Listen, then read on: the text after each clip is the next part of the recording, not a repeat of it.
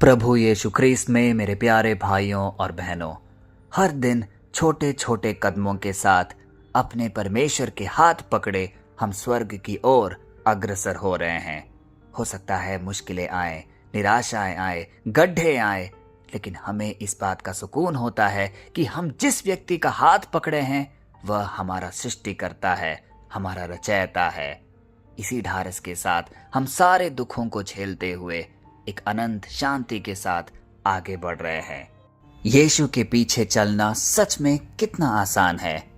हम अक्सर यह कहते हैं कि हम मसीही हैं क्योंकि हम प्रार्थना करते हैं, भजन सुनते हैं, चर्च भी जाते होंगे।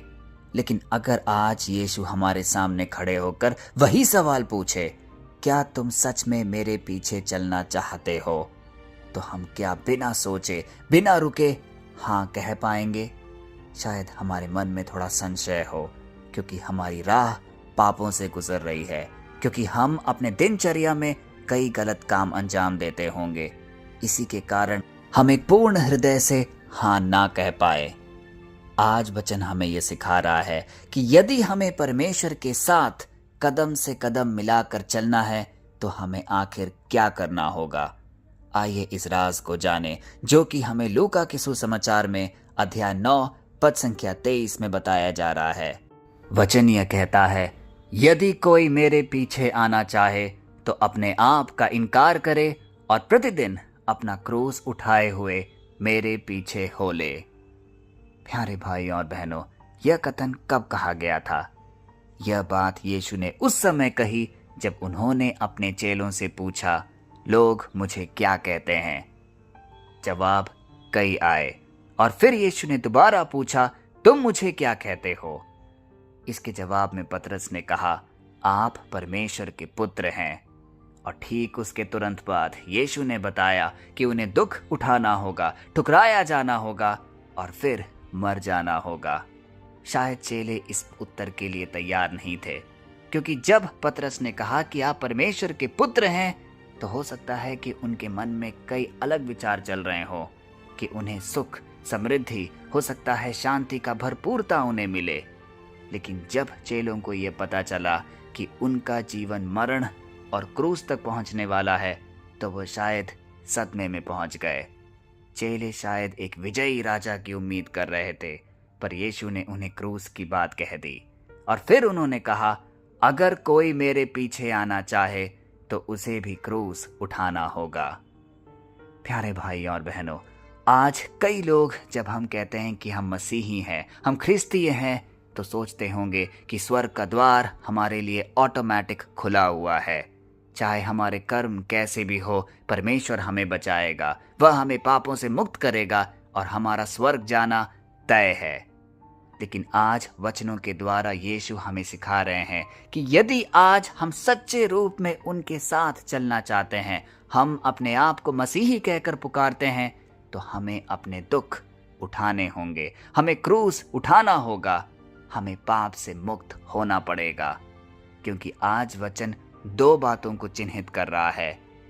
हमें अपने आप को इनकार करना होगा और प्रतिदिन अपना क्रूस उठाना होगा।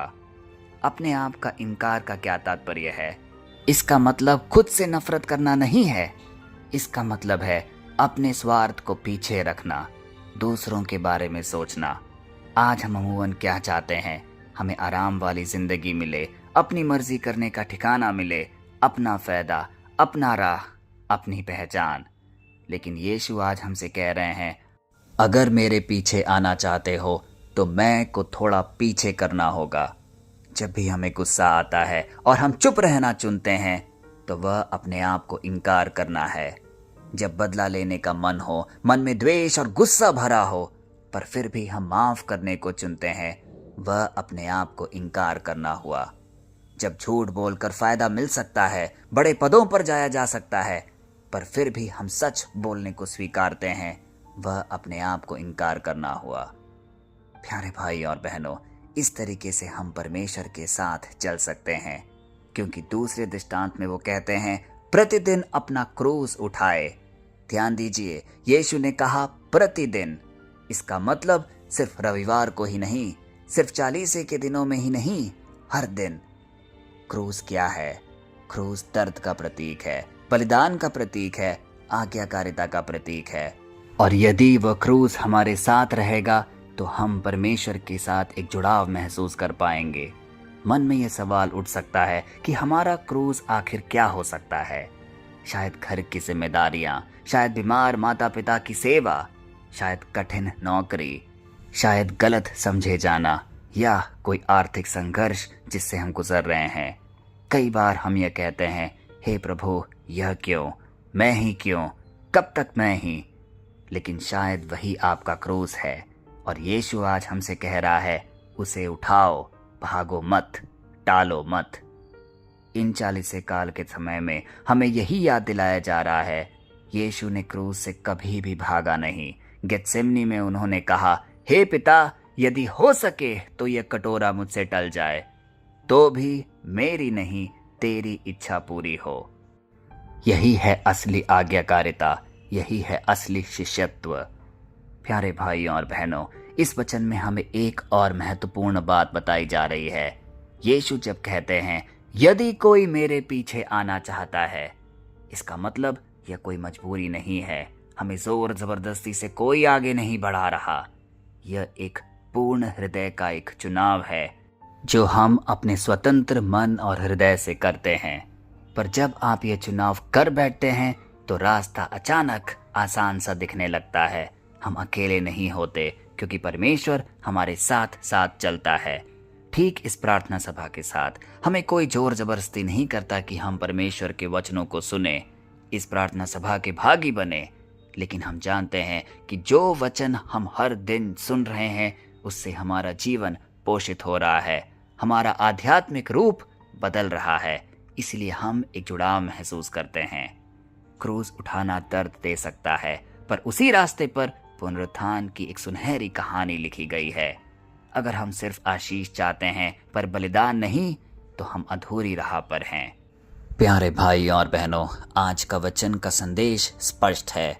जब हम अपना क्रूस उठाते हैं तो हम हार नहीं रहे होते, बल्कि हम अंदर से मजबूत हो रहे होते हैं।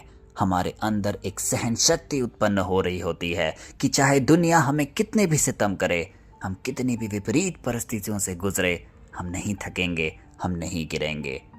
तो आइए आज के वचन को पुरजोर तरीके से अपने जहन में उतारकर एक शक्तिशाली प्रार्थना, अपनी आंखें बंद करके उस क्रूस को अपने मन में लाकर पिता परमेश्वर को हम समर्पित करें और बोलें, हे प्रभु यीशु, तूने हमारे लिए क्रूस उठाया, तूने दर्द सहा, अपमान सहा, फिर भी पीछे नहीं हटा।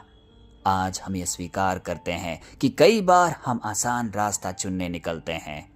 हमें माफ कर दे, हमें साहस दे कि हम अपने आप का इनकार कर सके, हमें शक्ति दे कि हम अपना क्रूस प्रतिदिन उठा सके।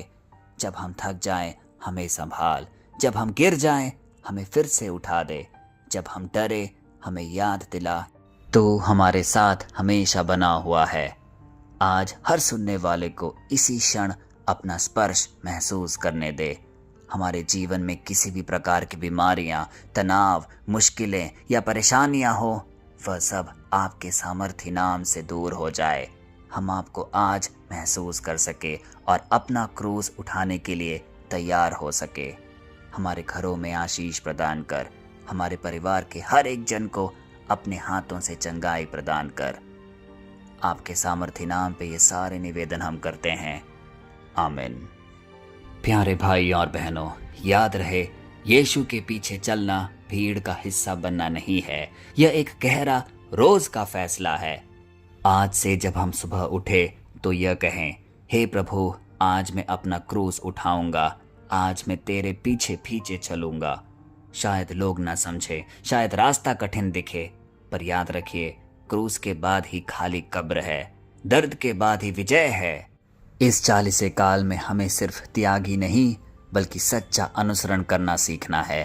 तो चलिए सिर्फ नाम से ही नहीं, दिल से उसके पीछे चले और देखिए, वही रास्ता आपको जीवन की सच्ची खुशी तक ले जाएगा। परमेश्वर की असीम आशीष, कृपा और अनुकंपा में आपको, आपके परिवारजन को, आपके हर एक निवेदन को हम आज प्रस्तुत करते हैं, पिता, पुत्र और पवित्र आत्मा के नाम पर, आमीन।